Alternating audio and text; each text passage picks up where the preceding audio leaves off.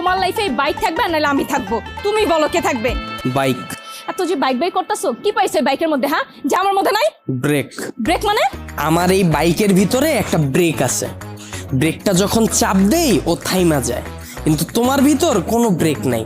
তোমারে থামতে বললে তুমি থামো না। তোমার সাথে রিলেশনে আসার পর থেকে বলতে পারবা কোনো কিছুতে তোমার আমি থামাইতে পারছি? আমার কোনো কথা এখন পর্যন্ত তুমি শুনছো বা আমার কোনো কথার দাম দিছো বলতে পারবা?